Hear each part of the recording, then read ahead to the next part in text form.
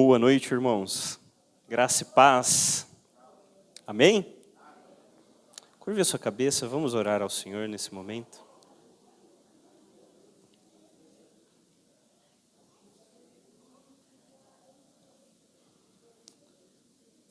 Senhor, nós estamos aqui nessa noite para te cultuar, para bendizer o teu nome, porque o Senhor é digno de toda adoração, Senhor, de todo louvor. Nós entramos em tua presença, Senhor, com cânticos de alegria, Senhor, com as nossas orações, Senhor. Pedimos ao Senhor que fale conosco, que sejamos ministrados pelo teu Santo Espírito, Senhor, porque carecemos, Pai, de ti. Que o Senhor ministre, Senhor, aquilo que nós precisamos ouvir nessa noite, pela tua graça e misericórdia sobre nós. Que sejamos edificados e aqueles que se achegarem aqui, Senhor, que nos visitam, possam ver a tua presença, Senhor, e o temor que o teu povo tem por ti, Pai, e o amor que nós temos pelo Senhor. Nós louvamos o teu santo nome, em nome de Cristo Jesus. Amém. Amém. Abra sua Bíblia comigo no Salmo 40. Salmo 40.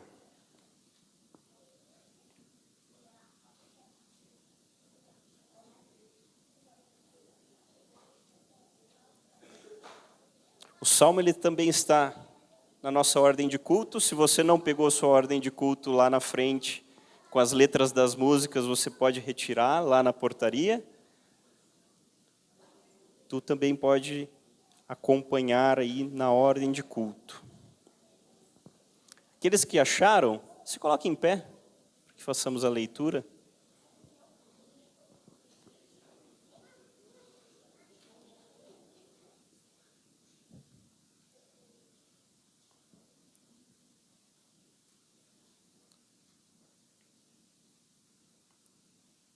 Só para que tenhamos uma noção da estrutura desse salmo, do verso 1 ao verso 5, perceba que parece que o salmista está falando para o povo. E a partir do verso 6, ele começa a se direcionar diretamente a Deus, como uma oração a Deus. Primeiro ele tem algo comunitário, como nós estamos aqui nessa noite, falando sobre Deus para o povo. E depois ele se direciona diretamente a Deus. E diz assim o Salmo, a palavra de Deus: coloquei toda a minha esperança no Senhor. Ele se inclinou para mim e ouviu o meu grito de socorro. Ele me tirou de um poço de destruição, de um atoleiro de lama. Pôs os meus pés sobre uma rocha e firmou-me num local seguro. Pôs um novo cântico na minha boca, um hino de louvor ao nosso Deus. Muitos verão isso e temerão e confiarão no Senhor. Como é feliz o homem que põe no Senhor a sua esperança e não vai atrás dos orgulhosos, dos que se afastam para servir deuses falsos. Senhor meu Deus, quantas maravilhas tem feito! Não se pode relatar os planos que preparaste para nós. Eu queria proclamá-los e anunciá-los, mas são por demais numerosos. Sacrifício e oferta não pediste, mas abriste os meus ouvidos. Holocaustos e ofertas pelo pecado não exigiste. Então eu disse: aqui estou. No livro está escrito a meu respeito: tenho grande alegria em fazer a tua vontade, ó meu Deus. A tua lei está no fundo do meu coração. Eu proclamo as novas de justiça na grande assembleia. Como sabes, Senhor, não fecho os meus lábios. Não oculto no coração a tua justiça. Falo da tua fidelidade e da tua salvação. Não escondo da grande assembleia a tua fidelidade e a tua verdade. Não me negues a tua misericórdia, Senhor. Que o teu amor e a tua verdade sempre me protejam. Pois incontáveis problemas me cercam, as minhas culpas me alcançaram e já não consigo ver. Mais numerosos são os cabelos de minha cabeça, e o meu coração perdeu o ânimo. Agrada-te, Senhor, em libertar-me. Apressa-te, Senhor, em ajudar-me. Sejam humilhados e frustrados todos os que procuram tirar minha vida. Retrocedam desprezados os que desejam a minha ruína. Fiquem chocados com a tua própria desgraça os que zombam de mim. Mas regozijem-se e alegrem-se em ti todos os que te buscam. Digam sempre àqueles que amam a tua salvação: grande é o Senhor. Quanto a mim, sou pobre e necessitado, mas o Senhor preocupa-se comigo. Tu és o meu socorro e o meu libertador. Meu Deus, não te demores. Vamos ler todos juntos em uma só voz o verso 3? Todos em uníssono. Pôs um novo cântico na minha boca e um hino de louvor ao nosso Deus. Muitos verão isso e temerão e confiarão no Senhor. Vamos ler mais forte, mais uníssono. Pôs um novo cântico na minha boca, um hino de louvor ao nosso Deus. Muitos verão isso e temerão e confiarão no Senhor. Amém. Que isso seja verdade nessa noite. Que aqueles que adentram essa porta possam ver o novo cântico na nossa boca e possam temer ao Senhor. Amém?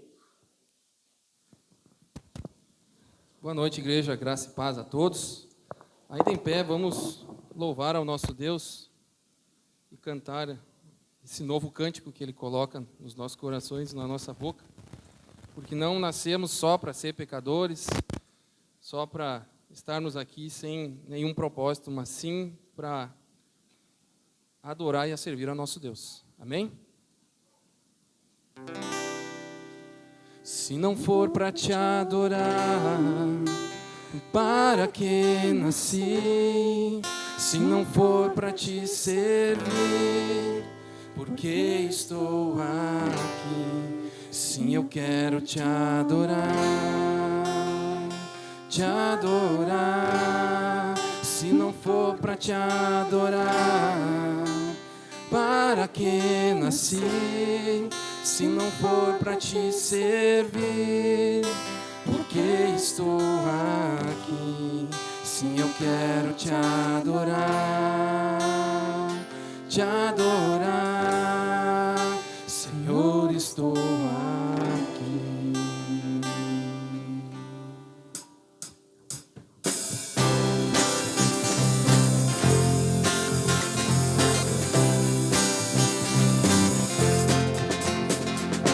Diante do trono, Senhor, eu quero levar minha oferta de amor. Diante do trono, Senhor, eu quero levar meu sacrifício de louvor. As minhas mãos levantar, tua beleza então contemplar. Com meus lábios declarar toda a minha adoração. Se não for para te adorar, para que nasci? Se não for para te servir, porque estou aqui? Se eu quero te adorar, te adorar. Se não for para te adorar, para que nasci? Se não for para te servir, porque estou aqui? Se eu quero te adorar, Senhor, estou aqui.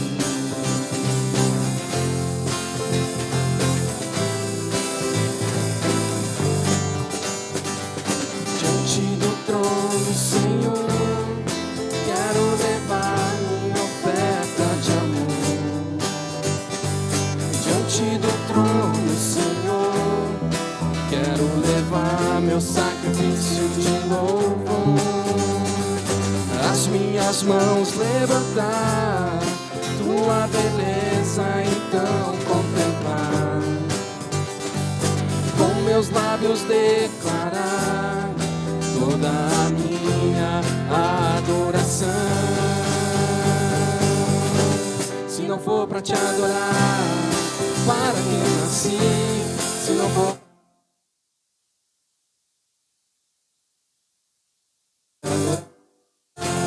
te adorar, se não for pra te adorar, para que nasci? Se não for pra te servir, porque estou aqui? Se eu quero te adorar, Senhor, estou aqui.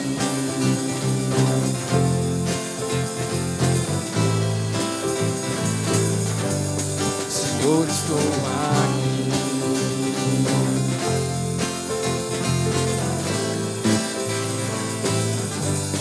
Senhor, estou aqui.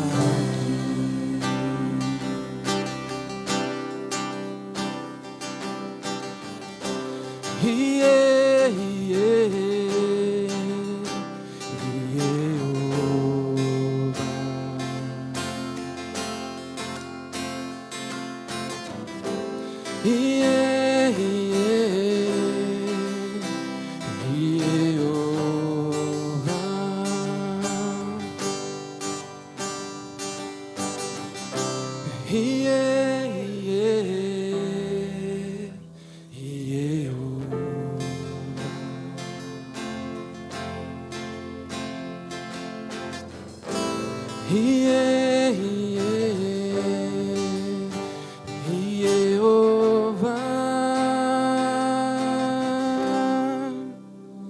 eu sou grato por tudo o que tenho,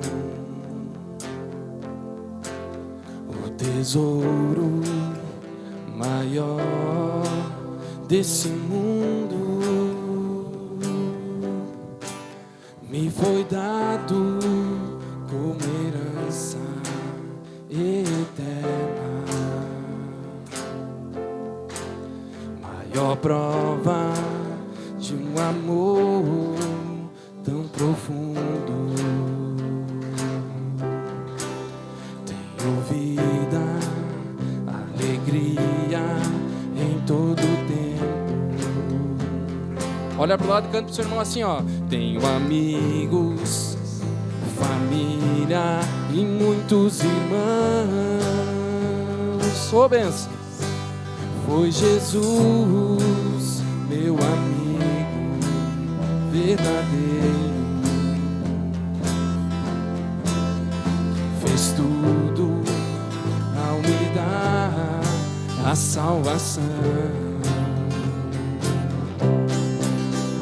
Louvarei ao Senhor em todo tempo.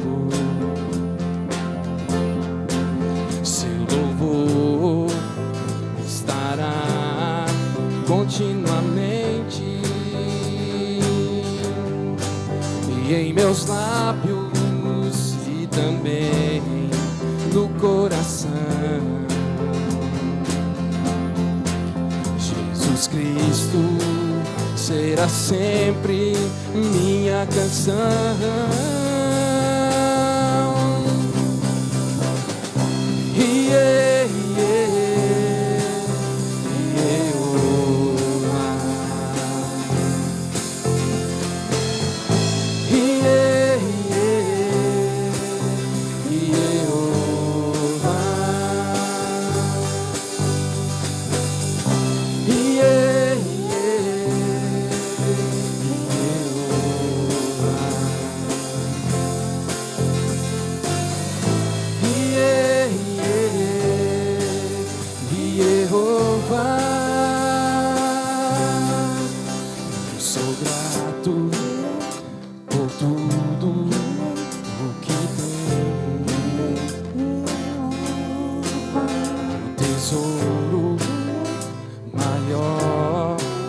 Desse mundo me foi dado como herança eterna.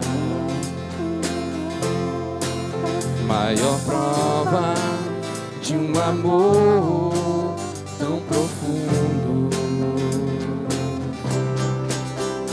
Tenho vida, alegria em todo tempo.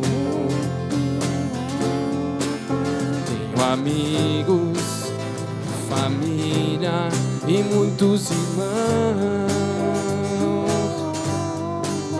Foi Jesus, meu amigo verdadeiro, que fez tudo ao me dar a salvação. Louvarei ao Senhor em todo tempo. Seu louvor estará continuamente em meus lábios e também no coração.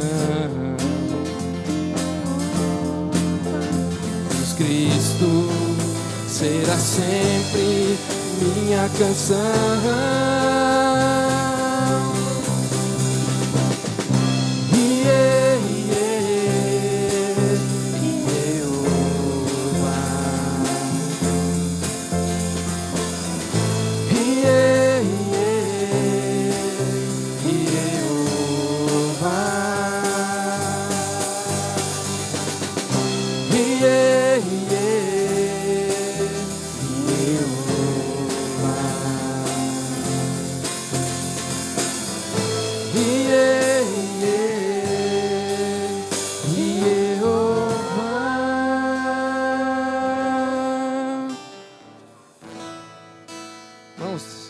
Esse próximo cântico, você que trouxe seu dízimo, sua oferta, pode estar colocando no gasofilácio aqui à minha direita, bem no canto aqui, perto da bateria.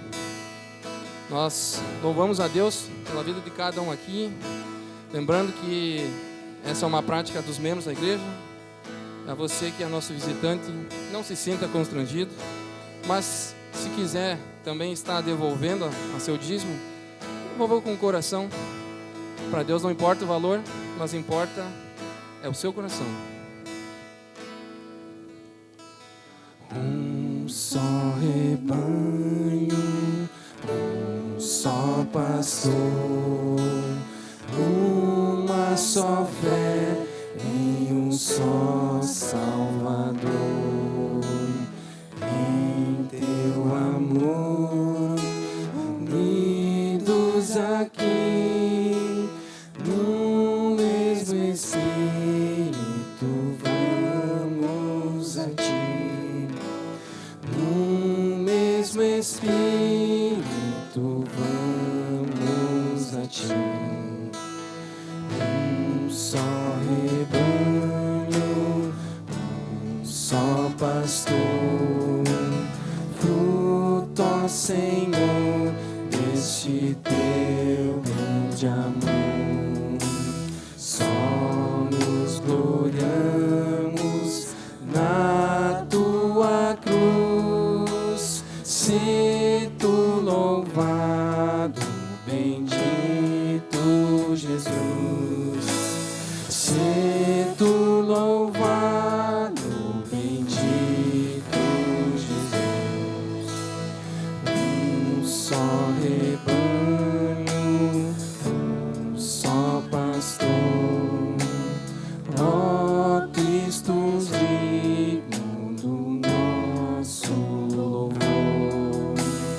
Tu és o imã que nos atrai, é só por ti adoramos ao Pai, e só por ti adoramos ao Pai.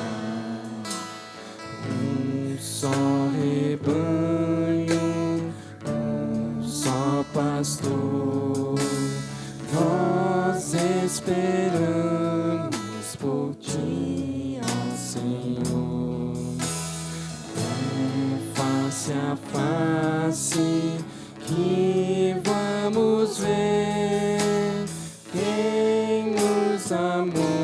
e por nós quis morrer. Quem nos amou E por nós quis morrer. Amém, irmão. Feche teus olhos, vamos orar ao nosso Deus. Pai, nós queremos te agradecer, Deus, por esse momento aqui, Pai, cantando esse hino como um só rebanho, Senhor Deus. Obrigado, Pai, pela vida de cada um aqui, Senhor Deus. Obrigado por esses dízimos, Pai, e ofertas, Senhor Deus. São para Ti, Senhor Deus. Nada é para nós, tudo é para Ti, Pai. Nós queremos te agradecer, Senhor Deus, e cantarmos aqui como um corpo e uma família só, Pai. Obrigado, Deus, pela Tua graça e pelo Teu amor, Pai. Obrigado que temos o privilégio de estarmos louvando ao Senhor aqui, Pai. Nós Te louvamos e agradecemos assim, em nome de Jesus. Amém.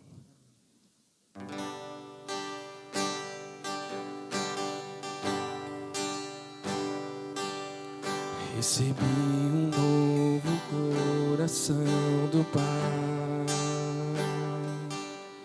coração regenerado, coração transformado, coração que é inspirado por Jesus. Como fruto deste novo coração, eu declaro a paz de Cristo, te abençoo, meu irmão. Preciosa é a nossa comunhão. Recebi um novo coração do Pai, coração regenerado, coração transformado, coração que é inspirado por Jesus. Como fruto deste novo coração, eu declaro a paz de Cristo, te abençoo, meu irmão. Preciosa é a nossa comunhão, e somos corpo, e assim bem ajustado, totalmente ligados, unidos, vivendo em amor. Uma família.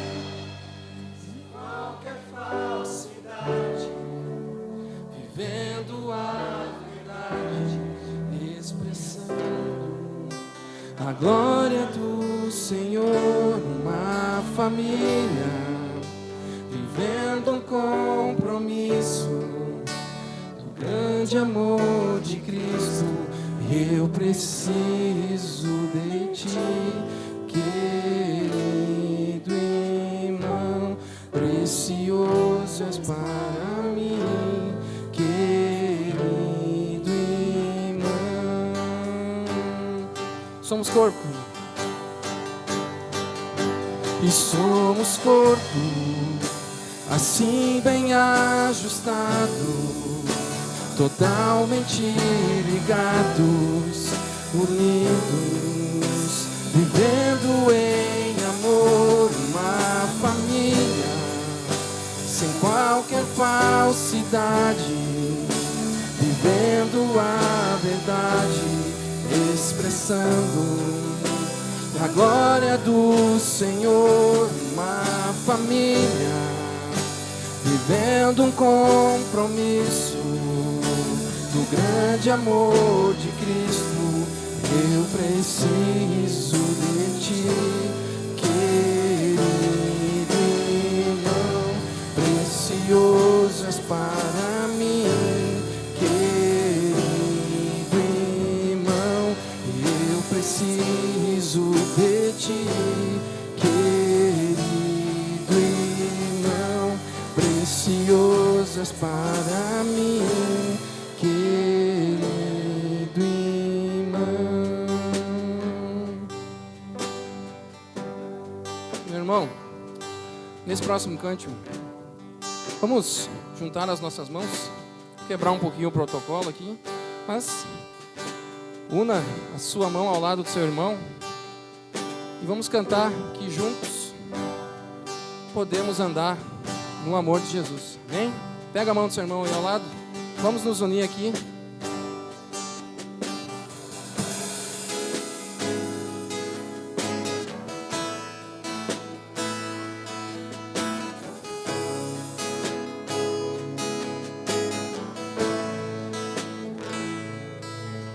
Não há nada que possa derrotar tudo que o Senhor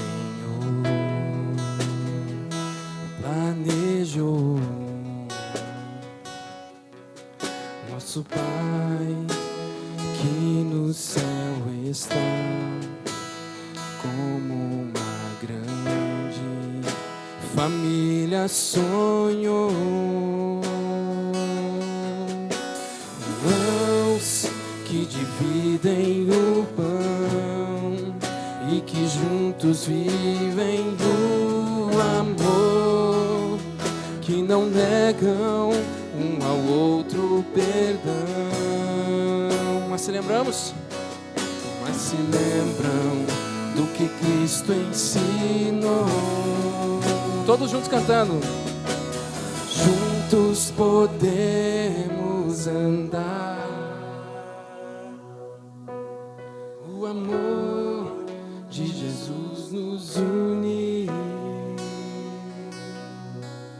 De mãos dadas se pode alcançar muito mais do que um homem já viu. Muito mais do que um homem já viu. Não há nada que possa derrotar tudo que o Senhor planejou. Nosso Pai que no céu está, como uma grande família sonhou. Irmãos que dividem o pão e que juntos vivem o amor, que não negam um ao outro perdão, mas se lembram do que Cristo ensinou. Juntos podemos andar. O amor de Jesus nos une. De mãos dadas se pode alcançar muito mais do que o homem já viu. Muito mais do que um homem já viu. Amém, irmãos. Podem ficar à vontade.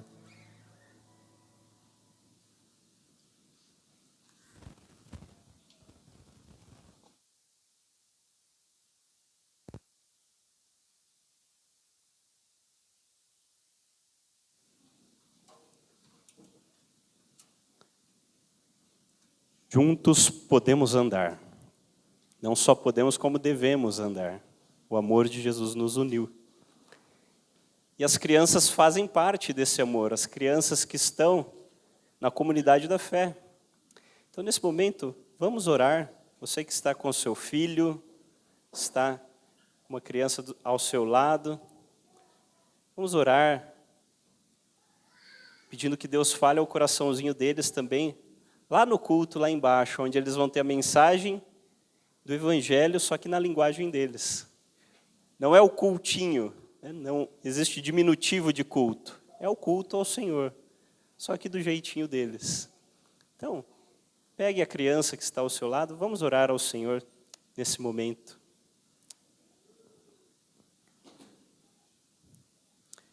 Senhor, nós te agradecemos, Pai. Que bênção podermos ter nossos filhos vendo a gente louvando a Ti, Senhor, nessa noite.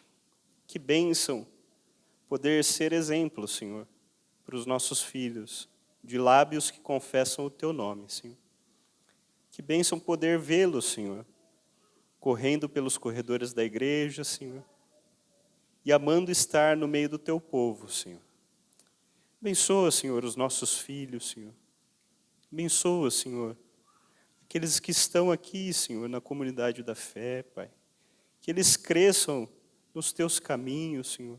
Que eles perseverem a cada dia, que Teu Espírito Santo ministre, Senhor, aos coraçõezinhos deles, Senhor. Não limitamos o poder do Espírito Santo a falar e ministrar aos nossos pequenos, Senhor.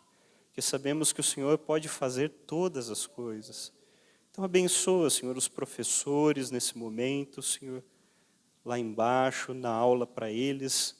Usa-os como instrumentos e voz do Senhor, para a honra e glória do Senhor, Pai. E pedimos a graça, Senhor, a sabedoria para conduzirmos os nossos filhos, Senhor, de maneira coerente ao Evangelho a cada dia, Senhor, em nome de Jesus. Amém. Amém. As crianças, então, podem ir lá para baixo, junto com as pros. Enquanto há essa movimentação, irmãos, das crianças saindo, vamos ter mais um momento de oração. Nós temos vários pedidos que nós temos orado nos PGDs. Então nós temos a gravidez da irmã Chayane, lá de Lagoa Vermelha. Nós temos a recuperação do pastor Jonas, né? E também a graça de Deus sobre a família. Tantos pedidos, irmãos. E também estendo aos irmãos que queiram oração, que se coloquem em pé nesse momento. Vamos orar ao Senhor, pedindo que Ele fale conosco e que Ele venha ao nosso socorro e à rocha da nossa salvação, como a gente leu aqui no Salmo 40. Então, gostaria de chamar o Mene para estar aqui já e nos conduzir nessa oração.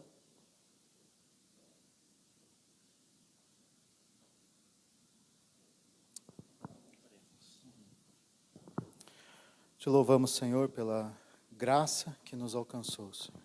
Pelo Teu amor, Pai, que nos transforma e nos conduz em todas as coisas. Te louvamos, Senhor, porque em Ti nós temos esperança apesar das dores, apesar das dificuldades, Senhor. Nós conhecemos, Senhor, o que é o sofrimento de uma dúvida, de o que não está no nosso controle. Mas, Pai, que reconheçamos que Tu controla todas as coisas. Assim como temos visto, Senhor, a esposa do pastor Jonas testemunhar que sim, eles estão tristes e abalados, mas não estão desesperados, Senhor.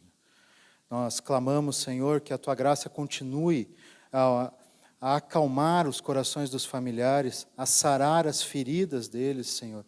E também, Pai, pelo pastor Jonas, que necessita de uma recuperação bem mais intensa, que foram graves os ferimentos que ele sofreu, Pai. Mas nós sabemos que a Tua mão está sobre tudo isso. Também, Senhor, a irmã Chayane, esposa do irmão Miguel, ali de Lagoas, Senhor, essa família tem passado por tantas lutas, por tantas dificuldades, Senhor, mas continuam firmes na Tua palavra. Continuam, Senhor, ali presentes na Tua igreja e trabalhando e louvando o Teu nome. Que assim seja para sempre, Senhor. Pai, nós clamamos que essa gravidez não seja conforme desconfiado pelos médicos, mas que esse bebê cresça saudável, grande e venha nascer sob a Tua graça, Senhor. E mostrar quão grande é o Teu nome. Quão grandes coisas Tu faz onde os médicos não veem esperança, Senhor. Também, Senhor, Tu conheces o coração de cada um aqui, Pai. Tu conheces as dúvidas, as dores, as incertezas de cada um dos membros desta igreja, Senhor. E nós sabemos que Tu podes sarar isso. E nós sabemos que Tu sara isso, Senhor. Então, Pai, toca o coração de cada um de nós, Pai, para que possamos descansar em Ti. Que possamos, Senhor, através da Tua palavra, reconhecer a Tua soberania sobre aquilo que nós achamos que é bom e aquilo que nós achamos que não é bom, Senhor. E que assim como o Jó disse que não vamos aceitar só o que vem de bom, mas aquilo que não é bom também, Senhor. Porque nós sabemos que o que vem de Ti é graça, é bom, Senhor, porque o teu plano é perfeito. E tu não ages para o mal, Senhor. Tu não se alegra na morte de ninguém, Senhor, mas tu mandou Jesus para nos dar a vida, Senhor. E é nele que nós temos a nossa paz, o nosso descanso, Senhor. Clamamos, Pai, que o teu Espírito esteja agindo e consolando todos aqueles que necessitam. Obrigado, Pai, pela oportunidade que temos de nos reunir como uma família, como uma comunidade, como um só corpo, e poder depender uns dos outros e ser ajudados uns pelos outros, Pai. Oramos assim gratos pela tua ação, Pai, em nome de Jesus. Amém. O poder da oração, às vezes, não é levado tão a sério por nós, porque a gente não consegue ver, não é tão palpável para nós a ação de Deus por meio da oração. Mas, como todos sabem, a Paula teve uma gravidez de 90 dias, e desses 90, 60 dias ela passou internada. E a Betina veio a nascer com saúde, e já está com 19 dias, e esses 19 dias ela tem passado por um cuidado especial no hospital. Ela está na CTI, sim, mas ela está bem. Nela a gente pode ver a ação de Deus, nós podemos ver a ação da oração dos irmãos por nós. E por isso nós queremos agradecer e louvar a Deus pela vida dessa igreja, que tem nos acompanhado e nos sustentado durante todo esse tempo. Já são aí então 110 dias de Betina, e ela está bem. Ela teve uma baixa na semana passada, mas ela está melhor do que estava hoje. Já está mamando, já está sem medicação, sem soro. Isso é a graça de Deus. Ela nasceu com 33 semanas e está bem. Está tranquila, respirando sozinha e comendo sozinha. Essa é a graça de Deus sobre as nossas vidas.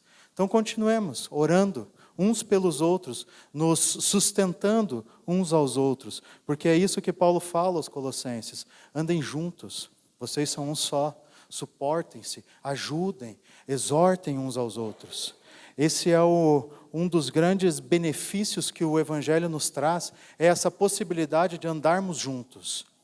E nós estamos falando sobre isso desde o início desse culto.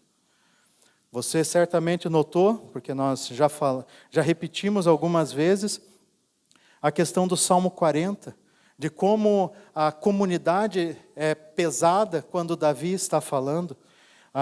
Esse grito de Davi de que sim, a salvação está em Cristo. E a gente continuou então cantando que se não for para louvar a Deus, se não for para estar nos seus átrios, no seu coração, por que nós estamos aqui? Se não for para estarmos juntos, de que vale estarmos aqui? Nós continuamos dizendo que a nossa vida, a nossa alegria, todo o tempo, é porque nós temos irmãos, temos uma família. E essa é a nossa família. Esses são nossos irmãos. Nós temos irmãos e a igreja é essa comunidade que reúne tudo. Nós cantamos que somos um só rebanho, porque nós temos um só pastor, Jesus Cristo.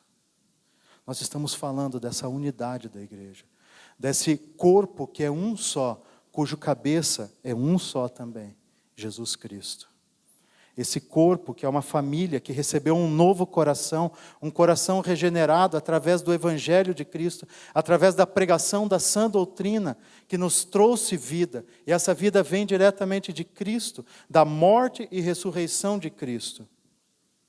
E juntos, como uma grande família, nós queremos andar de mãos dadas, fazendo aquilo que ninguém pode imaginar.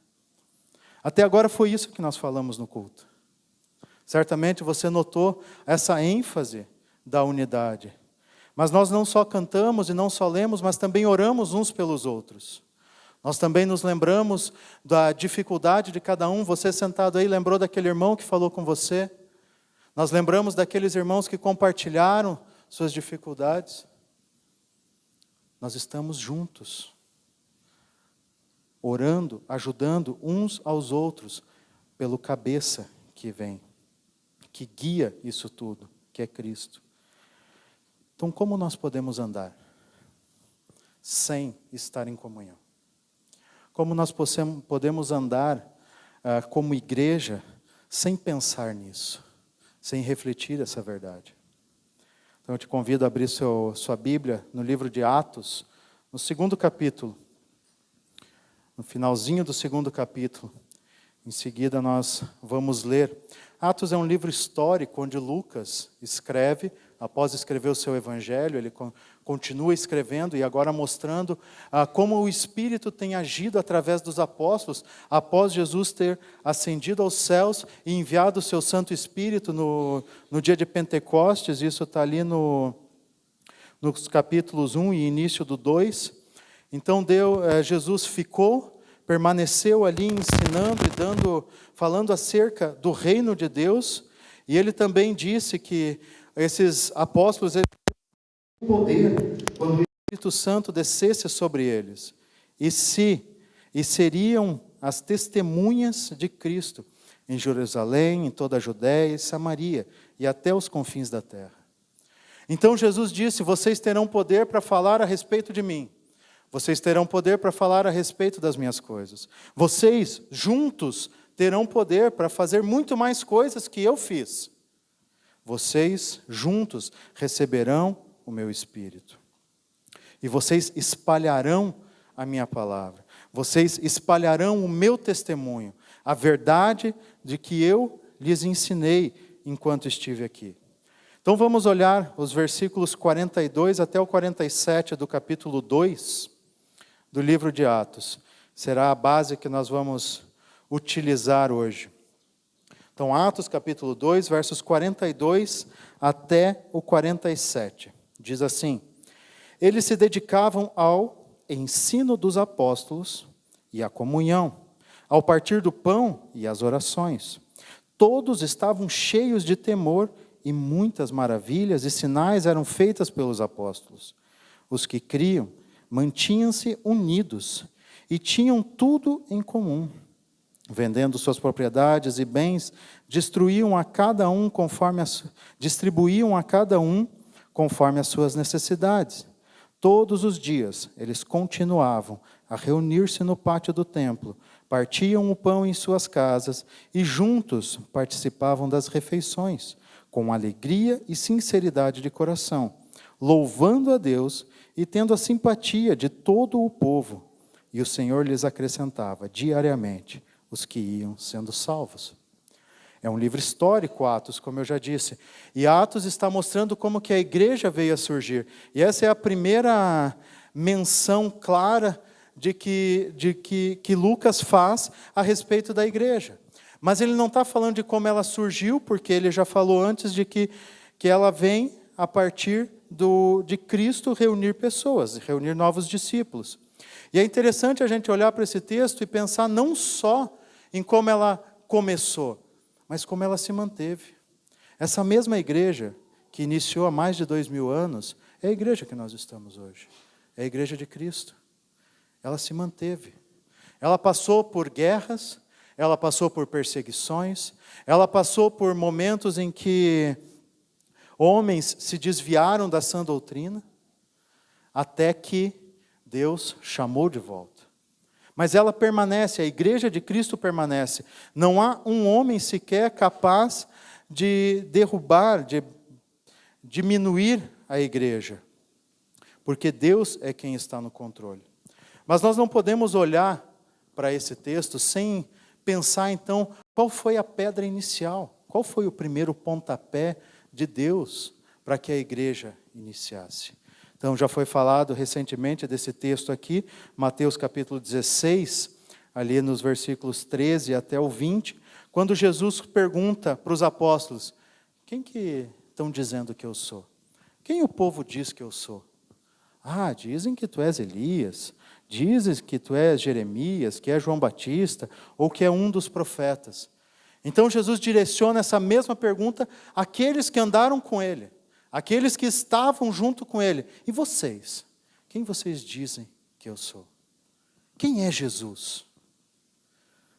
Jesus vinha predizendo a sua morte, Jesus vinha desenvolvendo o seu ministério, e agora ele chega num ponto em que ele diz: quem vocês acham que eu sou?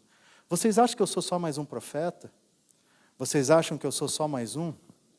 Mas Pedro rapidamente se levanta e diz: tu és o Cristo, o Filho do Deus vivo. Jesus responde a ele: feliz é você, Simão, filho de Jonas, porque isto não lhe foi revelado por carne ou sangue, mas por meu Pai que está nos céus. E eu lhe digo que você é Pedro, e sobre esta pedra edificarei a minha igreja, e as portas do Hades não poderão vencê-la. A igreja permanece até hoje, ela foi edificada, não sobre Pedro, mas sobre a declaração de Pedro. E então nós somos partes dessa igreja, as pedrinhas. Mas a declaração de Pedro: tu és o Cristo, o Filho do Deus vivo. Tu és aquele que viria, tu és o Messias prometido, tu és o rei da linhagem de Davi. Tu és aquele que veio nos trazer a salvação, que veio nos libertar daquilo que nos prende. Tu és o Cristo, o Filho do Deus vivo. Essa é a cláusula pétrea da igreja.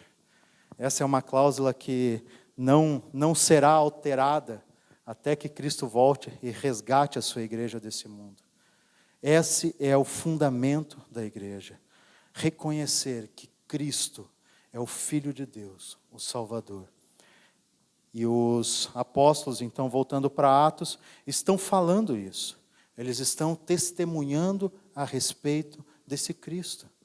Desse Cristo que veio, se fez homem, foi morto pela mão de homens maus e pela mão daqueles que ele veio resgatar. Mas ressuscitou. Deus o ressuscitou.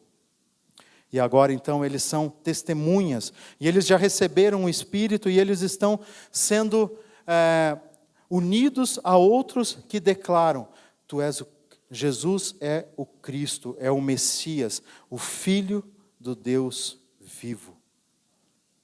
O que significa para você essa declaração de Pedro? Essa declaração que não foi carne ou sangue que revelou a Pedro, mas foi o próprio Deus. Que a gente tenha certeza que a nossa salvação, que a nossa união não é pela nossa capacidade, pela nossa força, mas é porque Deus nos chama. Deus abre nossos olhos para que nós possamos ver, possamos enxergar essa verdade que é libertadora, que é transformadora. É essa a verdade que nos sustenta. Sabermos que Cristo é o nosso Senhor. Sabermos que essa é a grande verdade que estrutura a nossa igreja. Onde nós sairmos disso, acaba a nossa igreja, não a igreja de Cristo, mas a nossa. Mas entrando no nosso texto, no versículo 42, a gente vê que a igreja, ela tem um comportamento uniforme. Porque quando ele diz, eles se dedicavam a 4 coisas: ensino dos apóstolos e a comunhão, ao partir do pão e as orações. Eles se dedicavam, eles se firmavam nisso, eles eram intencionais em manter esses 4 pilares na igreja. E pessoas eram acrescidas diariamente, segundo a pregação da sã doutrina, o ensino dos apóstolos. Eles eram agregados à comunhão dos irmãos dessa nova família. Hoje de manhã nós falamos que somos justificados por Deus através da justiça de Cristo e somos adotados por Deus para a família dele. A verdade nos traz para dentro da família. Então, a gente continua andando. Esses 4 pilares é o que nós queremos pensar, mas antes, nós podemos olhar esse texto de uma forma um pouco mais linear e ver que o ensino dos apóstolos, a comunhão, o partir do pão e a oração são os pilares que a igreja trabalhava constantemente com intencionalidade, com persistência, continuamente. E isso produzia vida, produzia almas que temiam, diz o texto original, por corações regenerados, corações que reconhecem ao Deus Salvador, a partir da vida da igreja, nesses 4 pilares. E essas almas tementes, Elas eram os cristãos que tinham tudo em comum, tudo compartilhado. Não havia necessidade, nenhum deles passava necessidade, porque era suprida a necessidade no conviver da família. Você deixa o seu irmão passar necessidade? O seu irmão, filho da sua mãe e do seu pai? É uma família. Nós somos uma família. Nós somos um só corpo. Onde a gente abandona uma parte do nosso corpo ele começa a ficar doente e começa a adoecer todo o restante. Eles viviam em comunhão, compartilhando. E isso levava-os a ter uma unidade de mente ao se reunirem no templo. Eles não tinham outras preocupações. Eles se mantinham firmes na sã doutrina, porque era isso que animava eles e dava vida e aumentava o temor no coração deles.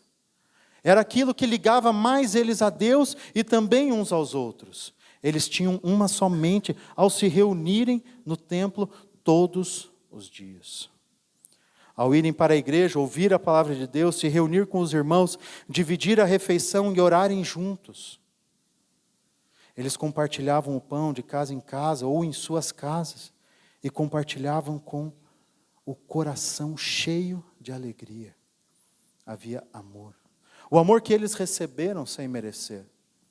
O amor que eles abraçaram os enchia de alegria. E fazia com que, ao eles entregarem aquilo que eles tinham, dividir aquilo que eles tinham, suprir a necessidade do seu irmão, os enchia de alegria, de júbilo, e cheio de sinceridade, sabendo que o que eles estavam fazendo era certo. As preocupações não estavam no amanhã, mas naquele momento. Todo o coração entregue a Cristo, uma fé consistente da grandeza do nosso Deus. Eles se entregavam e louvavam a Deus. Como foi lindo ouvir a igreja toda cantando, sem os instrumentos. Essa é a unidade.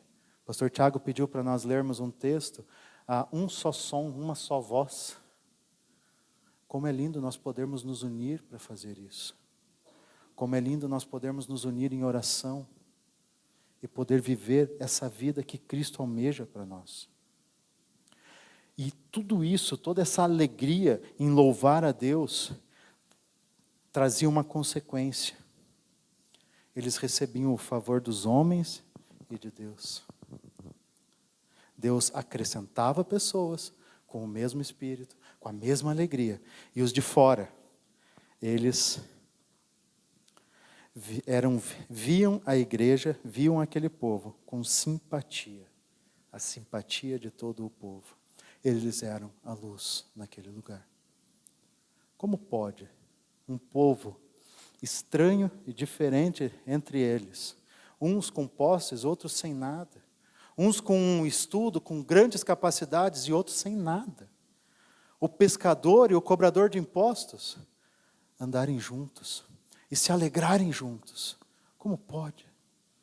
A base, a sã doutrina, a comunhão, o partir do pão e as orações. São 4 pilares que não só ajudaram essa igreja a se estruturar, mas sustentaram ela até hoje. Era uma igreja intencional em fazer aquilo que Deus esperava dela. É uma igreja que se dedicava a fazer isso. Apesar de todas as dificuldades de se fazer isso, eles se dedicavam a fazer isso. A intencionalidade da igreja de manter o testemunho de Cristo, de ser obediente no amor a Deus e ao próximo, em comunhão e submissão, ela vibra em alegria e louvor a Deus. Ela cumpre o fim para o qual todos os membros dela foram criados. Glorificar a Deus e gozar dele até eternamente. Aproveitar, se alegrar em Deus. Essa é a base da nossa alegria, esse é o fundamento da nossa paz. Está em Deus, em glorificar a Ele. Nada nesse mundo é capaz de produzir isso. Nada que se possa imaginar, construir, adquirir, é capaz de nos dar alguma paz duradoura. Alguma alegria por mais de 2 horas. Assim como as crianças que ganham um presente, brincam 15 minutos, jogam para o lado e vão fazer outra coisa. Assim é as coisas que o mundo pode dar. Mas essa igreja se manteve viva e sadia até hoje, baseada nesses 4 pilares. E nós vamos olhar pelo menos 2 desses pilares hoje. A sã doutrina, o ensino dos apóstolos e a comunhão. Falamos um pouquinho da comunhão hoje de manhã na IBD, a partir dos relacionamentos. E é incrível a gente ver como Deus se agrada disso. Como Deus é intencional em nos dar relacionamentos. Mas isso depois de nós vermos o ensino dos apóstolos. Como que a gente pode definir esse ensino dos apóstolos? Toda interpretação bíblica, ela passa por um contexto, o contexto do livro. Então, se a gente voltar um pouquinho, uma página, ali no início do capítulo 2, o versículo 14, talvez você vai ter um título em negrito ali, a pregação de Pedro. Pedro está pregando. Pedro é um apóstolo. Pedro é aquele apóstolo um pouquinho explosivo, um pouquinho, afobado, mas ele está pregando agora. Ele foi aquele que recebeu a revelação de Deus a respeito de como a igreja seria baseada, a cláusula pétrea da igreja, e ele prega. E junto dessa pregação, ele fala o que é esse ensino que eles têm, qual é o testemunho que eles têm. Se a gente olhar os capítulos 1 até o 5, você vai ver inúmeras repetições de testemunhar, testemunhar, testemunhar. E nos versículos 22 ao 24, principalmente ali, nós temos um recorte dessa mensagem de Pedro dirigida aos israelitas, onde ele chama esse povo a ouvir as suas palavras. Jesus de Nazaré foi aprovado por Deus. Aquele homem que vocês mataram, ele era aprovado por Deus. Ele foi usado por Deus, ele era o Filho de Deus, para mostrar a vocês o próprio Deus. Ele foi aprovado por Deus diante de vocês, por meio de milagres, maravilhas e sinais que Deus fez entre vocês, por intermédio dele. Como vocês mesmos sabem, este homem lhes foi entregue por propósito determinado e pré-conhecimento de Deus, e vocês, com a ajuda de homens perversos, o mataram, pregando-o na cruz. Mas Deus reverteu essa história. Ele o ressuscitou dos mortos. Essa é a grande diferença. Se Jesus não ressuscitou, nós não temos a salvação. A ira de Deus não foi satisfeita, mas ele ressuscitou dos mortos, e esse é o testemunho dos apóstolos, porque se a gente vai um pouco mais para frente, no capítulo 3, a partir do verso 11, a gente vai ver uma nova pregação de Pedro. Um pouquinho antes e um pouquinho depois do texto que a gente está estudando a respeito do ensino dos apóstolos, a gente tem 2 pregações de Pedro. E as 2 pregações, elas têm a mesma linha, o mesmo pensamento. Jesus homem, Jesus Deus, morto, ressuscitado por Deus, para a nossa salvação.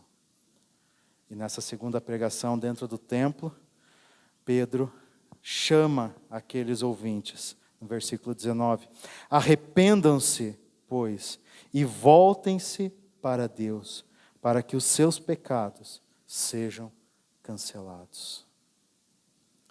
Pedro está afirmando que Jesus não era só o filho do carpinteiro.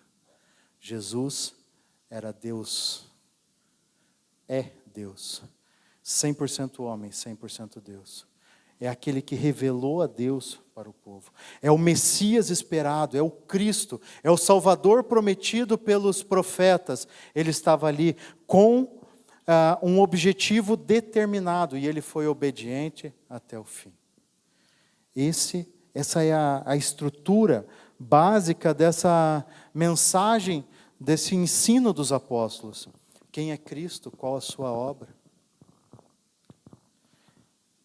Quem Cristo é nas nossas vidas? O que significa Jesus ser Senhor? Ser Senhor e ser Salvador. O que muda Jesus Cristo ser o Senhor da sua vida? No dia a dia, fora da igreja, no trabalho, no trânsito, em qualquer lugar que a gente está.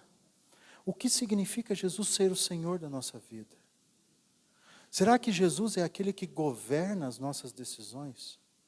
Será que esse ensino dos apóstolos que permanece até hoje, porque o que eles ensinavam, se a gente for olhar, Pedro cita várias vezes Salmos, e Salmo 40 que a gente leu, é um dos salmos que Pedro está usando aqui nessa pregação, nessa explanação, e é a mesma coisa que a gente está fazendo hoje, usando o texto bíblico para conduzir, para nos conformar à vontade de Deus, aquilo que Deus espera de nós.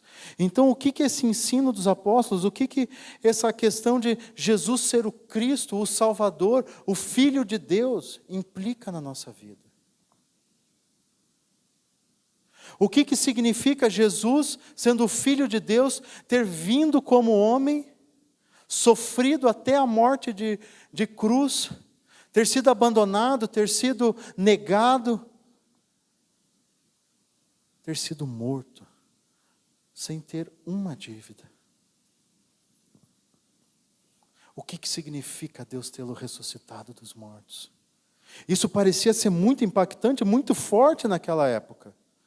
Porque através desse ensino, através dessa pregação, Deus adicionava, acrescentava diariamente aqueles que iam crendo. Quando a gente se levanta e diz, o Jesus é o Senhor da minha vida, Jesus é aquele que vai comandar a minha vida agora, a gente se entrega a Ele completamente? Tem aquela musiquinha das crianças, né? Toque, toque, toque, alguém bate a porta. É o mal querendo só um espacinho. Só um espacinho. Mas daí tem de novo, toque, toque, toque, toque, toque, toque, alguém bate a porta. Quem é? É Jesus, querendo o espaço todo. Um pedacinho de mal é suficiente no coração. Jesus quer o espaço todo. Como Ele vai gerenciar, governar os nossos desejos se nós não os entregamos a Deus? Como que esse ensino, como que essa mensagem do Evangelho impacta a nossa vida no dia a dia? Como que o nosso levantar de manhã é impactado pelo Evangelho? O que a gente sente ao se lembrar que Jesus, o Filho de Deus, morreu numa cruz por causa dos meus erros? O que a gente sente quando sabe que mesmo Jesus, tendo sofrido tudo o que Ele sofreu, Deus o ressuscitou e Ele veio e nos chamou para a família dEle? O que você acha se aquele que você é inimigo te perdoasse e te chamasse para comer uma refeição na casa dEle? É isso que Deus fez. Jesus entregou seu Filho para nos perdoar enquanto nós éramos os seus inimigos. Enquanto nós éramos os seus inimigos, Ele nos ofereceu o perdão. Arrependam-se, diz Pedro. A pregação de João Batista antes de Jesus era: eis que o reino de Deus está chegando. E o reino de Deus está sendo preenchido pela igreja. A igreja é um aspecto, é a comunidade desse reino. Como que nós, dentro da igreja, como que nós, aqui dentro dessa unidade, desse corpo, fazemos essa mensagem ser viva? Esse ensino, ele passa despercebido nos nossos dias, no nosso monte de compromisso? Será que essa mensagem de vida produz alegria em nós? Essa mensagem de vida traz alegria que impacta aqueles que não a conhecem? Essa mensagem de vida nos dá novos olhos para nos relacionar e enxergar aquilo que Deus quer que a gente faça? É a mensagem que nos liberta nos tira da escravidão do pecado. É aquela que abre o nosso olho, que nos mostra o caminho da verdade. Mas ainda assim, não nos obriga a andar nesse caminho. Mas essa mensagem Ela impacta o nosso coração de que forma? Será que essa mensagem ela é tão forte, ou ela perdeu o seu efeito lá atrás? Quando as pessoas só tinham um efeito tão poderoso lá quando as pessoas ainda estavam falando de Jesus. Mas se a igreja permanece até hoje, não tem como essa mensagem ter perdido a força. Talvez a nossa fé tenha diminuído. Talvez a nossa fé nessa mensagem tenha sido ofuscada por tantas possibilidades que nós temos hoje. Por tantos novos ensinos, por tanto conhecimento que é ofertado em todos os meios, em todos os lugares que nós estamos. Será que a nossa fé foi abalada por questões secundárias da nossa vida? E esse ensino dos apóstolos já não é o que nos motiva a levantar de manhã? Pedro, ao pregar no templo, ele sabia dos riscos que ele corria. E não diferente, assim que ele termina, ele é preso. Sim, ele foi preso. Mas eles não tinham do que acusar. Eles só falaram, viu, para de falar desse Deus aí. Para de falar desse nome. O nome que está acima de todos os nomes. Esse é o nome que está acima de todos os nomes para nós? Será que a incredulidade ainda ronda nossos corações, nos dando dúvidas e motivos para não obedecer a Deus? Para não fazer a vontade dEle? Será que a nossa fé ou a nossa incredulidade guia a nossa forma de viver, a nossa forma de se comportar, as intenções do nosso coração? O que é que tem nos transformado dia a dia? A nossa fé nesse Deus vivo e poderoso, que nos abriu os olhos para o mal? Ou a nossa incredulidade, que nos faz procurar em outras coisas salvação? Que nos faz procurar em outros lugares a paz? Que nos faz procurar a alegria, nossa satisfação em coisas que desagradam a Deus? Aquilo que a gente crê governa a nossa vida. Aquilo que a gente deseja governa as nossas ações. Se nós cremos em Deus e desejamos estar perto dEle, tudo que a gente for fazer vai nos conduzir para mais perto dEle. É isso que os apóstolos estão dizendo. Viu? Alguns vão morrer no meio disso.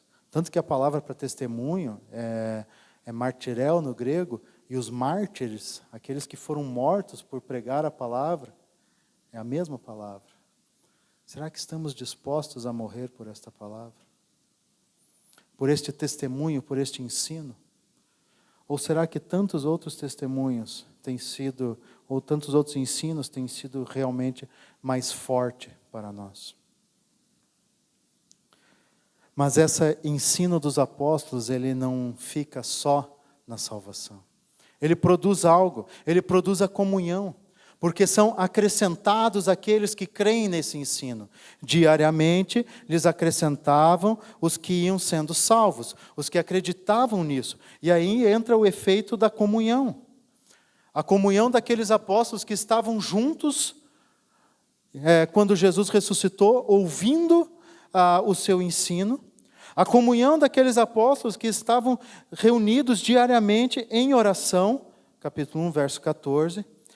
A união, a comunhão daqueles apóstolos que estavam reunidos num só lugar, capítulo 2, verso 1, para receber o Espírito. Estar juntos, vivendo a mesma fé. Para que da comunhão na vida cristã? Hoje de manhã nós falávamos do efeito dos relacionamentos, o efeito transformador. Aquele ensino dos apóstolos que nos apresenta a verdade, que através do Espírito somos convencidos e nos entregamos a Ele, nos dá agora os relacionamentos para que continuemos sendo salvos, a santificação. A comunhão é a forma que Deus usa para que nós possamos crescer em conformidade com a imagem do seu Filho. Porque somos todos diferentes. Todos aqui temos criações diferentes, ideias diferentes. Mas devemos ter uma só fé, um só objetivo, uma só mente: glorificar a Deus em tudo o que formos fazer. E a partir do momento que nós temos essa mesma mente, as nossas diferenças já não são mais relevantes, mas elas são um meio que Deus usa para nos conformar. É o meio que Deus usa para que nós desenvolvamos mais paciência, mais amor, mais benignidade, bondade. É o meio que Deus usa para que nós experimentemos a paz dele. É o meio que Deus usa para suprir as nossas necessidades. A comunhão não ficou só para aquele tempo. Tanto que a comunhão aqui era tão importante que eles esqueceram de obedecer a ordem de Deus de serem testemunhas não só ali, mas por todos os lugares. A comunhão é algo tão valioso que eles deixaram de cumprir essa ordem de Deus. Então Deus os espalhou e essa comunhão aumentou muito mais. Porque em muitos lugares tinha a igreja de Cristo. Tinha esse ensino verdadeiro. Tinha essa comunhão, partir do pão. Havia falhas, sem dúvida. Havia muitas falhas. Apesar de toda a fé que esses homens demonstram, eles demonstram também falhas, fraquezas. É o pecado. Sim, é o pecado. Assim como eu tenho os meus pecados, o meu irmão tem os pecados dele. E aí a gente, andando junto, chama um ao outro ao arrependimento. Sozinhos nós não conseguimos sair do lugar. Sozinhos a gente não vai viver o fruto do Espírito. Nós não vamos saber o que é amar. Falei hoje de manhã, o japonês que casou com ele mesmo, resolveu pedir divórcio. Nem ele mesmo conseguiu se amar até o fim da vida. Não existe amor, alegria, paz, bondade, benignidade, fidelidade fora da comunhão. Não existe como experimentar esses sentimentos fora da comunidade, fora da comunhão.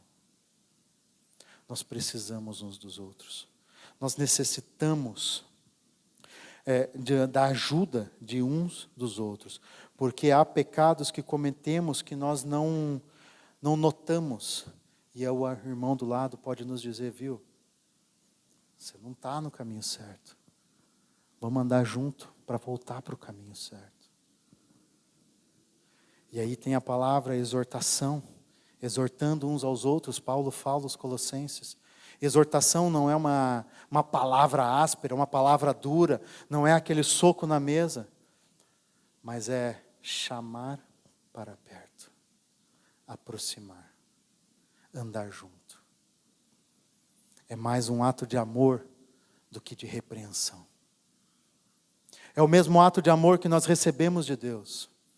Olha só, eu sofri a ira de Deus para que vocês possam se relacionar com Deus, uns com os outros, e corretamente com a natureza. A comunhão é um efeito da salvação. A comunhão é uma consequência daquilo que Deus fez em nossas vidas. Porque Deus, Ele não vive sozinho. Porque Deus, quando Ele olhou para Adão e ele estava sozinho, Deus disse: não, isso não é bom. Você já notou que a única coisa que não é boa na criação é que Adão ficasse sozinho? Deus olhou para tudo, dia a dia, e ficou bom. Ficou bom. É bom. Tá bom. Não, não é bom que Adão fique sozinho. Olha só, tudo tem par. Vou dar uma ajudadora para ele. Vou dar uma companheira para ele. Não é bom que o homem ande só. E aí Deus abençoa esse casal e diz: viu, multipliquem-se. Vocês não podem ficar sozinhos. Vão. Encham o mundo da minha imagem. Esse é o nosso desafio. Vivermos juntos, multiplicando a imagem de Cristo nas nossas crianças. Por isso nós oramos todos os cultos, para que elas sejam, que os professores sejam usados ao entregar a palavra para essas crianças e que o Espírito convença elas desse pecado que elas vivem. Sim, eles são pecadores. Desde a barriga. Davi fala isso.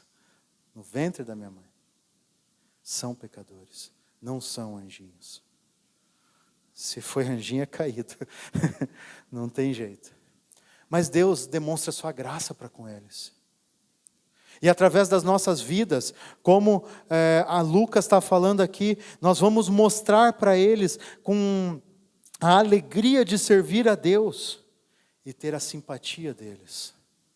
Quantas vezes nossos filhos, você que tem filho, briga porque quer vir ao culto? Você vê que Deus usa as crianças para nos trazer? Por que nós não temos esse desejo que eles têm?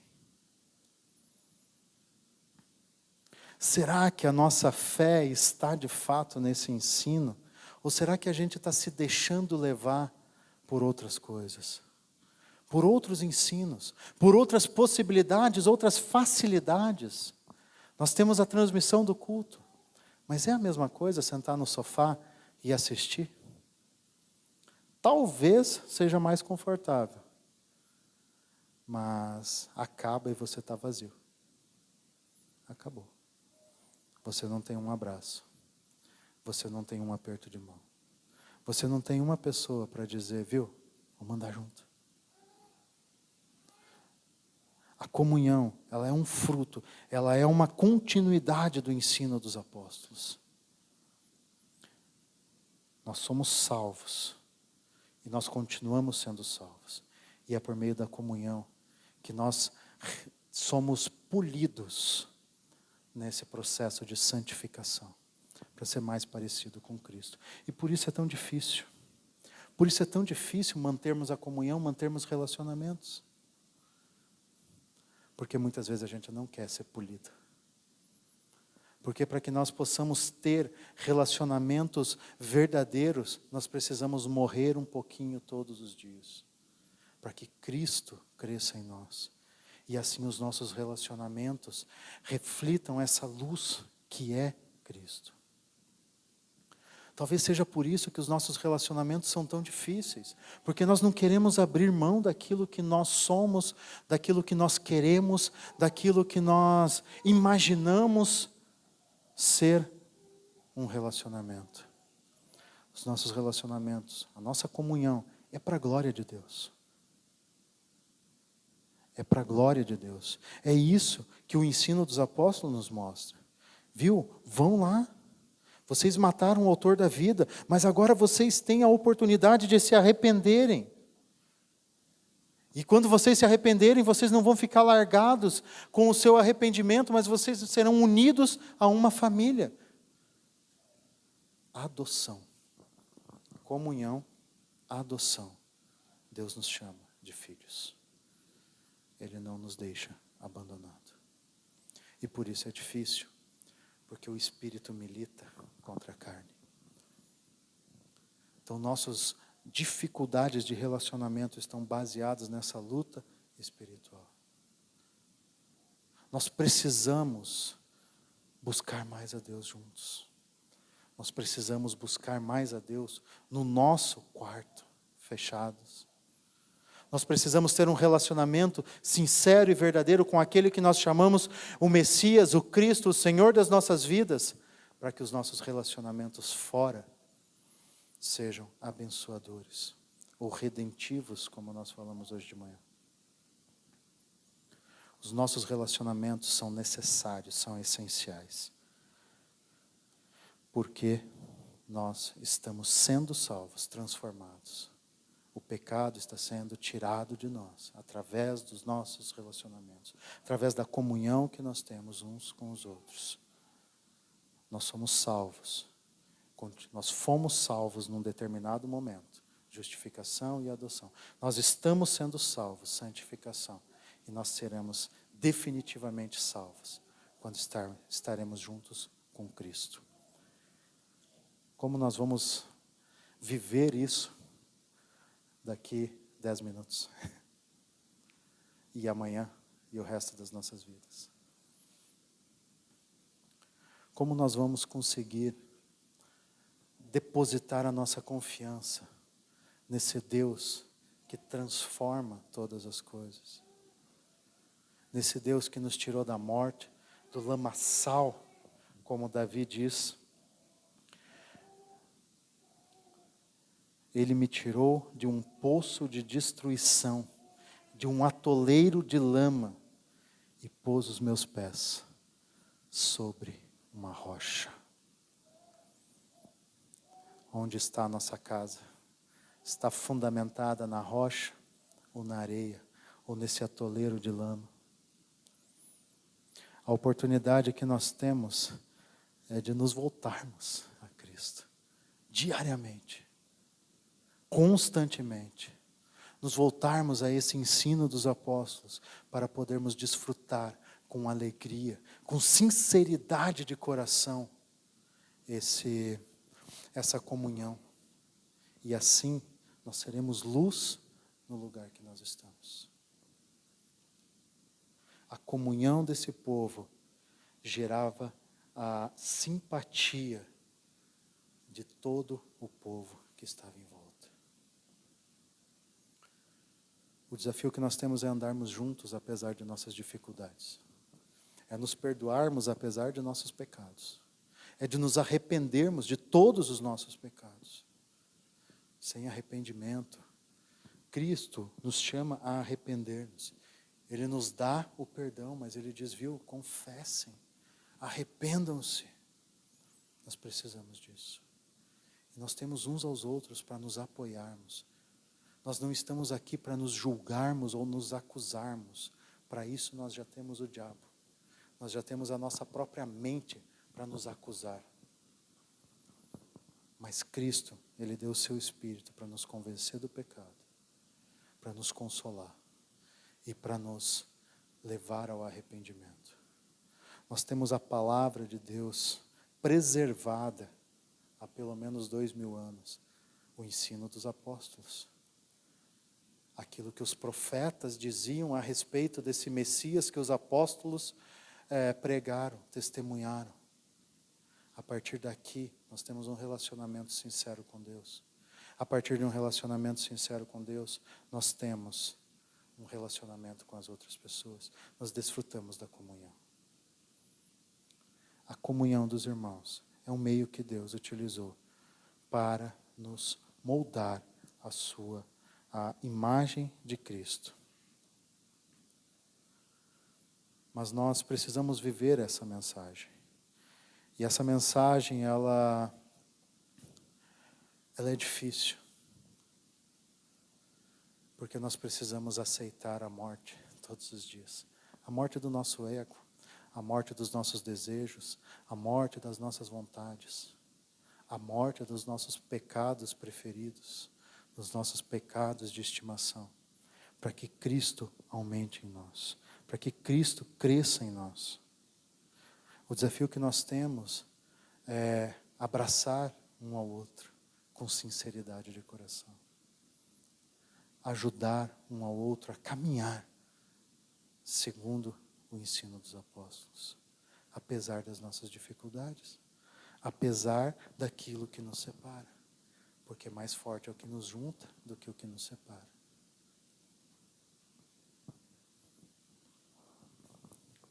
A igreja primitiva nos mostra que a igreja hoje é uma família escolhida por Deus. Que a igreja é o lugar onde irmãos se reúnem para louvar a Deus. É uma família, é um lugar onde irmãos se reúnem. Chamar de irmão não é só um jargão, não é só um evangeliquez, mas é uma resposta à nossa adoção por Deus. A igreja é o lugar onde nos reunimos para nos apoiar no momento de dificuldade, como nós oramos. A igreja não é só este prédio, mas é as nossas casas também. É onde nós recebemos pessoas para falar sobre o ensino dos apóstolos e desfrutar da comunhão, do partir do pão, da oração. O que a igreja tem sido na sua vida? Por que você tem vindo aqui? O que você espera dessa igreja? Ou melhor, o que você tem para dar para essa igreja. Não venha para receber. Venha para dar. Somos servos. Servos do Deus Altíssimo. Se não for para te adorar, por que estamos aqui? Se não for para te obedecer, por que te chamamos de Senhor? Se não for para estarmos juntos, por que dizemos-nos cristãos? Vamos orar? Quão perfeita é a Tua palavra, Senhor. Onde nós encontramos aquilo que Tu esperas de nós, Senhor. Onde nós podemos olhar e ver que, sim, há um modo que Tu espera que nós vivamos, Senhor. Há uma forma que Tu esperas que nós nos relacionemos uns com os outros, Senhor. Há uma forma que Tu esperas, Senhor, que a gente Te represente nesse mundo caído, Pai. Nesse mundo que não é a nossa casa, que não é o lugar onde nós vamos acumular tesouros. Esse é um lugar onde nós estamos de passagem, peregrinando, Senhor, até chegar aí junto de Ti, Senhor. Pai, essa caminhada é difícil, mas Tu nos deste uns aos outros para andarmos juntos, para ajudar quando tropeça, para dar o braço quando torce o pé nessa caminhada, Senhor. Pai, nós necessitamos tanto uns dos outros que nós fugimos uns dos outros. Temos medo de nos entregar. Por isso, Senhor, nós clamamos pela ação do Teu Santo Espírito, Pai, para que nós possamos experimentar essa verdade, dessa comunhão que impacta muitas vidas. Essa comunhão que traz alegria para louvar, essa comunhão que nos reúne em uma só mente para adorar o Teu nome, Senhor. Sim, nós cantamos que se não fosse para Te adorar, nós não estaríamos aqui, Pai. Então, Pai, que sinceramente nos reunamos para Te adorar. Que sinceramente nos chamemos de irmãos e nos abracemos apesar de nossas dificuldades. Que confessemos nossas fraquezas, Pai, e que experimentemos do perdão, Pai. Tudo que Tu tem nos dado aqui, Pai, é para desfrutar um pouquinho mais do que ser, um pouquinho do que será quando estivermos junto contigo, Senhor. A comunhão reflete a Tua união, Deus Pai, Deus Filho, Deus Espírito. Pai, que nós possamos experimentar a Ti cada vez mais, Senhor. Que nós possamos, Senhor, a partir do ensino dos apóstolos, dessa sã doutrina, dessa verdade irrefutável, Senhor, nós possamos viver unidos para o louvor da Tua glória. Não por nossa satisfação, não para nossa alegria, não para o nosso privilégio, Senhor, mas para o louvor da Tua glória, hoje e sempre, Pai. Ajuda cada um de nós, Pai, a ter nossos corações mudados, transformados, para vivermos dessa forma, Senhor. Dependemos de Ti e nos entregamos a Ti, Senhor, para viver essa verdade. Oramos assim, gratos pela Tua palavra, gratos, Senhor, pela ação do Teu Espírito em nós, Pai, e gratos também pela oportunidade de fazer isso juntos, Pai, como uma grande família. Em nome de Jesus. Amém. Pastor Tiago.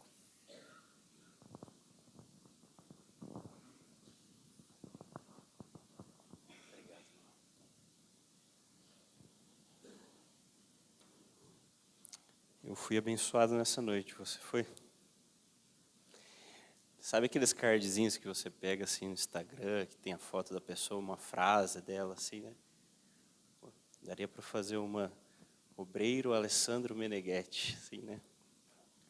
Nós precisamos buscar mais a Deus juntos. Às vezes a gente busca separado, né? Eu sou igreja, então qualquer lugar que eu vivo minha vida. Ninguém tem nada a ver com isso. Nós precisamos buscar mais a Deus juntos.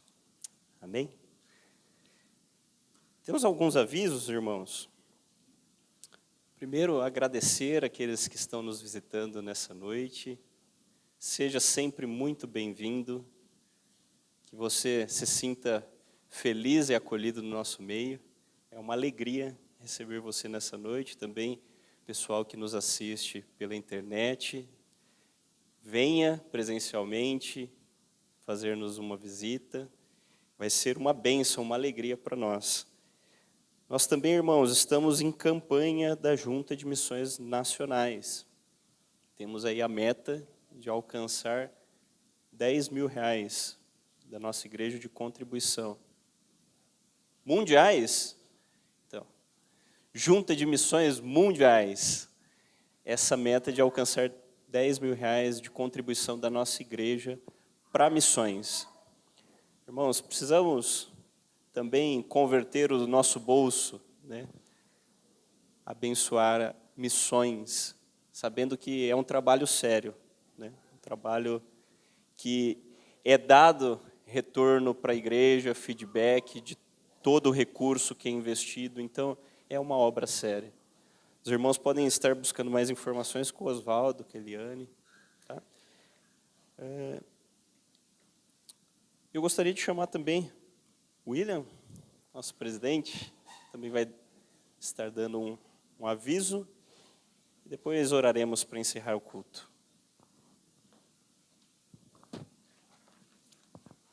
Boa noite, igreja.